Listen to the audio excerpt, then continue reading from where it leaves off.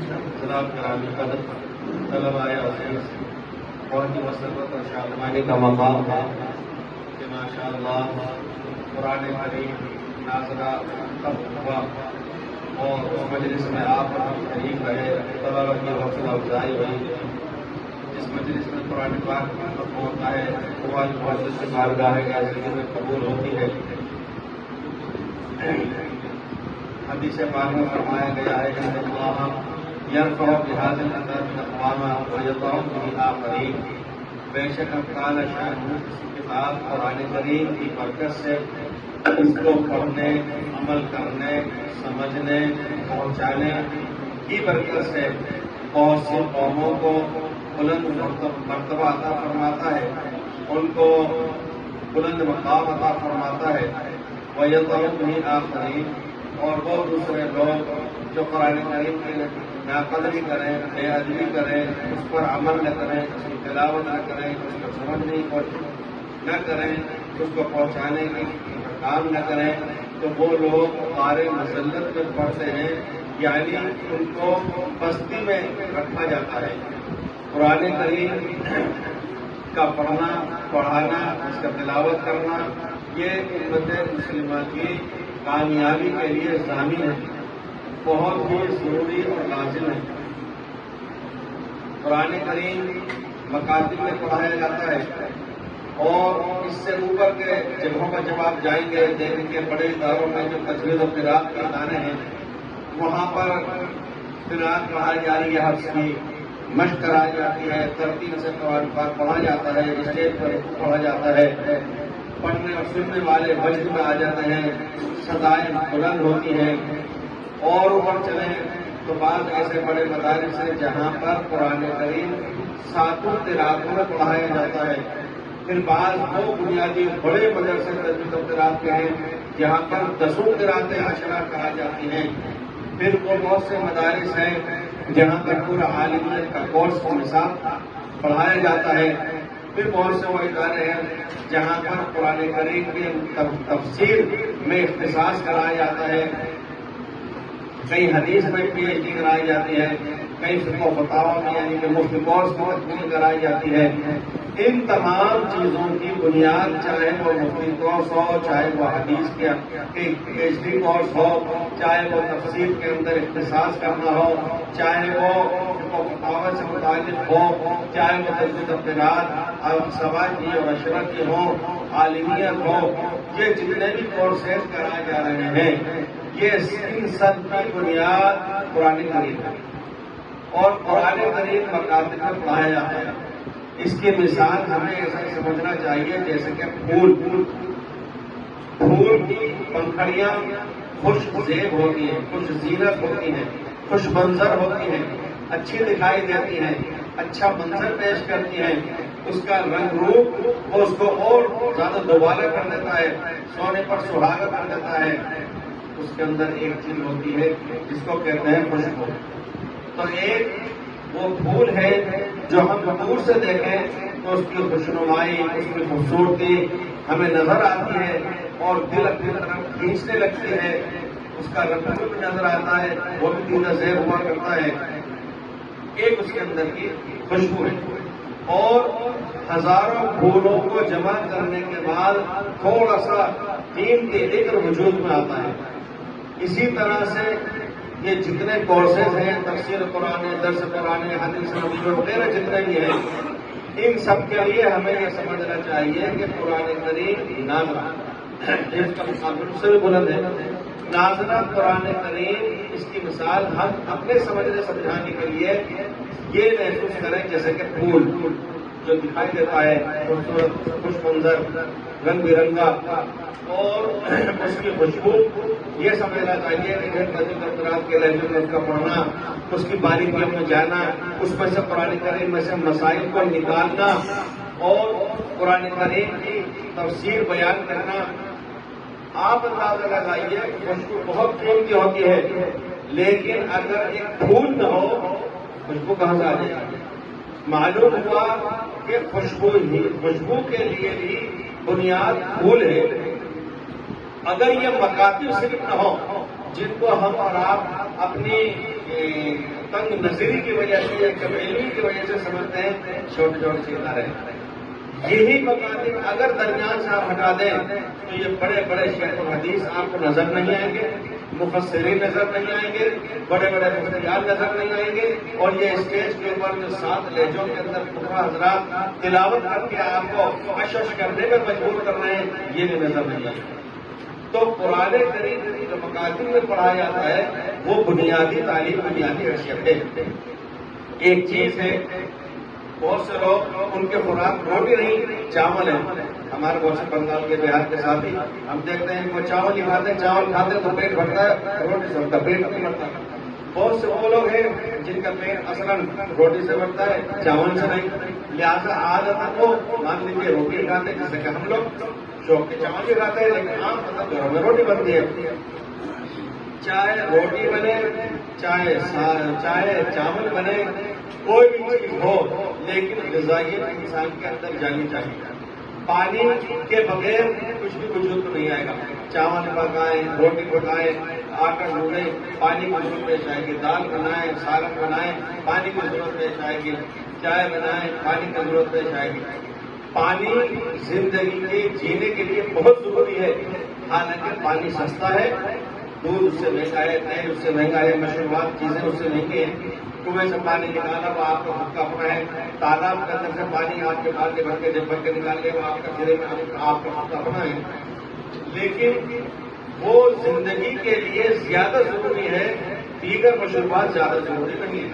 ہو سکتا ہے کہ انسان کو پرہیز بدلا دیا, وہ دودھ نہ پیے تو وہ دودھ چھوڑ دیتا ہے حکیم صاحب کے کہنے سے, لیکن پانی تو اس کے لیے ضروری ہے. بہت سے الگ الگ مشروبات چھوڑ دیتے ہیں, لیکن پانی تو ان کے لیے ضروری ہے. تو ایک چیز ہوتی ہے جو بہت ضروری ہوتی ہے, اور کچھ چیزیں ہوتی ہیں جو زیب و زینت کی ہوتی ہے. انسان بدن کے اوپر شیروانی پہنتا ہے, بہت خوبصورت لگتا ہے, شان و شوکت معلوم ہوتی ہے. بہت سے چار کی صدری پہنتے ہیں, اچھی خوشنما ہوتی ہے, موسم کے حساب سے تبدیلی ہوتی ہے. ٹوپیاں ہم آپ کو اوڑھتے ہیں, اس کے اندر کئی طرح کی ٹوپیاں آتی ہیں. لیکن انسان کے بدن ڈھانپنے کے لیے وہ 2 کپڑے تو بہت ضروری ہیں. ایک وہ جس سے کہ اس کے نیچے کا حصہ چھپایا جا سکے, چاہے اس کو تہمت لنگی کہہ لیں, کہ پاجامہ, یا اس کو پینٹ کہہ لیں, شلوار کہہ لیں, وہ ضروری ہے. ایک وہ جو بدن پر قمیض یا کرتا یا شرٹ یا ٹی شرٹ جو بھی اس کو نام دیا جائے, یہ تو بہت ضروری ہے. ایک آدمی کچھ بھی نہیں پہنے, لیکن وہ صرف ایک ہلکی جھبا بڑھیا سا پہن لے, اندر کچھ نہ ہو, بہت خوبصورت باریک ہوا. یا ایک وہ شخص جو بہترین شیروانی پہن لے اور باقی نیچے اس کی پاجامہ نہ ہو, ظاہر ہے کوئی مہذب انسان اس کو دیکھنا سننا پسند نہیں کرے گا. تو معلوم ہوا یہ چیزیں شان و شوکت کی ہیں, ضرورت کی ہے, لیکن بعد میں اس سے پہلے بدن کو چھپانے کے لیے اندرونی لباس بھی چاہیے. اسی طرح سے مکتب وہ ضرورت ہے جو ہر ایمان والے کے لیے, ہر اسلام والے کے لیے ضروری ہے. تفسیر پڑھنا ہر ایمان والے پر فرض نہیں ہے. حدیث پوری عالمیت والی پڑھنا ہر ایمان والے پر فرض نہیں ہے. مفتی شریعت بن جانا یا 7 قرآن کے اندر قاری بن جانا یہ فرض عین نہیں ہے. لیکن جو تعلیم مکاتب میں مکتب میں دی جا رہی ہے, بے شک یہ تعلیم فرض عین ہے. اس لیے اس کی بہت ضرورت ہے. بہت مبارکباد ہے ماشاء اللہ کہ یہاں پر یہ ادارہ چل رہا ہے, اور خوشی اس بات کی ہے کہ وہ ایک طبقہ جو دنیاوی تعلیم کے اندر تو دلچسپی رکھتا ہے اور پڑھواتا بھی ہے, لیکن دینی تعلیم اور مکاتب کی طرف اس کا ذہن منظور نہیں ہو پاتا. اس بات کی خوشی و مسرت ہے کہ وہ طبقہ بھی اس ادارے سے ماشاءاللہ فیضیاب ہو رہا ہے. ابھی اس کے جو پروگرام پیش کیے گئے اس کے تعلق سے میں ایک بات یہ عرض کرنا چاہوں گا کہ بچوں کو, طلبا کو, طالبات کو جانچنے کے لیے, پرکھنے کے لیے, ان کا امتحان اختبار لینے کے لیے, جائزہ لینے کے لیے ایک طریقہ تو وہ ہوا کرتا ہے جو مقاصد میں مدارس میں چلا آ رہا ہے کہ کوئی عالم دین آتے ہیں, قاری اور حافظ صاحب آتے ہیں, وہ چیک کرتے ہیں, نمبرات دیتے ہیں. ایک وہ طریقہ ہے. دوسرا ایک وہ طریقہ ہے جس کو کہ اپن جلسہ کہہ دیا کرتے ہیں, جیسے کہ ابھی آپ کے سامنے بچوں نے آ کر کے اپنے پروگرام پیش کیے. یہ بھی ایک طریقے سے ادارے کا مکتب کا امتحان ہے. اور در پردہ اساتذہ کا امتحان, در پردہ یعنی ان کی محنت چونکہ کارگر ہوتی ہے اس کے پیچھے, لہذا بہت سے جلسوں میں جانا ہوتا ہے جہاں بعض طلبا شعلہ بیانی سے کام لیتے ہیں، لچھے دار تقریر کرتے ہیں، دھواں دار تقریر کرتے ہیں، اور کچھ اچھے ہوتے بھی ہیں، ہاتھ بھی بہت اچھی طرح ہلا لیتے ہیں، کر لیتے ہیں. لیکن میں آپ سے وہ سنجیدگی کے ساتھ یاد کر رہا ہوں کہ وہ چیزیں ہوتی ہیں کہ جو اس بچے نے بیچارے نے 15 دن 18 دن تک رٹا بھی ہے، حفظ کیا ہے، یاد کیا ہے، آج کے بعد زندگی میں اس کو وہ کام میں نہیں آئے. تو ایسی تقریر کے لیے ہم نے 18 دن اور 15 دن بچے کے کیوں ضائع کر دیے کہ جو صرف ایک واہ واہی کے اندر مجمع کے اندر بیان کروا دیا اور اس کے بعد میں زندگی بھر سے کام میں نہیں آ رہا. یہاں پر جو پروگرام پیش کیے بچوں نے وہ ایسے پروگرام نہیں تھے کہ بچے کو یاد کرا دیا بس یہاں پر کافی ہو گیا، آج کے بعد اس کو ضرورت نہیں پڑ جائے گی. وہ پروگرام ہو رہے ہیں جن میں سادگی ہے لیکن روز مرہ پیش آنے والی باتیں اس کے اندر ہے. عقائد ایمانیات کا سب اس کے اندر آیا، عقائد اور ایمانیات سے متعلق باتیں آئی ہیں اور توحید سے متعلق، رسالت سے متعلق، فرشتوں سے متعلق، بعض بات موت سے متعلق، ہمارے اٹھائے جانے سے متعلق، اور وہ چیزیں جس کو ہم آنیانہ سمجھتے ہیں. میں ایک صاحب کے چلے گئے اور ان کو جب لیا کر سمجھایا گیا 3 دن نگاہ لگائے کیا چیز فصل میں فرض کرنے کا 3 ہے بھائی کیا ہے، تو صاحب بولیا گرم پانی، صاحب بولیا گرم پانی، فرض تو یہ گرا دیے لیکن وہ 3 فرض گرائے جس کا فرض تو کیا سنت سے بھی متعلق نہیں ہے، واجب سے بھی متعلق نہیں ہے. یہاں پر بچوں نے جو فرائض، نواقض وضو، واجبات اور سنن وغیرہ چیزیں سنائی ہیں، یہ وہ چیزیں ہیں جو ان بچوں کو زندگی بھر کام میں آنے والی ہیں. جس طرح یہ بچے کورس میں کتابیں پڑھ رہے ہیں، اسباق پڑھ رہے ہیں اور یہ ان کے کام کی چیزیں ہیں، اسی طریقے سے جو پروگرام میں انہوں نے یاد کیا ہے اور سنایا ہے وہ بھی زندگی بھر ان کے کام کی چیزیں ہیں. یہ بھی ایک خوشی کی بات ہے. ماشاء اللہ 2 مرتبہ بچوں نے، لڑکوں نے الگ اسماء الحسنہ سنائے، لڑکیوں نے، بچوں نے الگ اسماء الحسنہ سنائے. آپ اندازہ فرمائیے کہ اس کو میں نے دیکھا بعض جگہ بڑے لوگوں نے بھی دیکھا کہ وہ مولانا طارق جمیل صاحب کی نقل اتارنے کے اندر بہت زور سے اسماء الحسنہ کی نعت سنا رہے ہیں، حضور کا ناپاک کے سلام کا نظر نامہ بھی سنا رہے ہیں.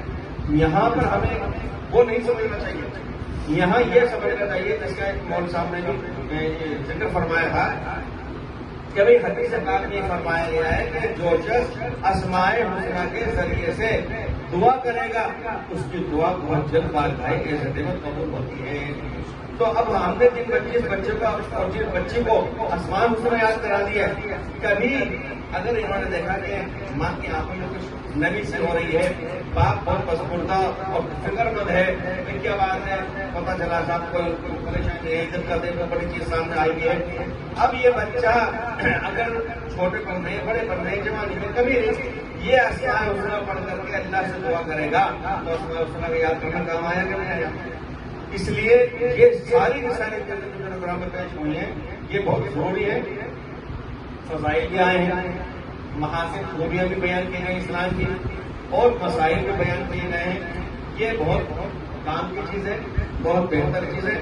ہمیں اور آپ کو چاہیے کہ ہم اس ادارے سے فیضیاب ہوں. پہلے دور میں جب یہ دینیات کا نظام آیا ہے اور اس کے بعد میں اور بھی کچھ نظام آئے ہیں، لیکن میری جانکاری کے مطابق، میری معلومات کے مطابق دینیات کا سب سے زیادہ جو مروج ہوا، جو چل پڑا پورے ملک کے اندر، ہم ابھی میرے خیال سے دینیات کا زیادہ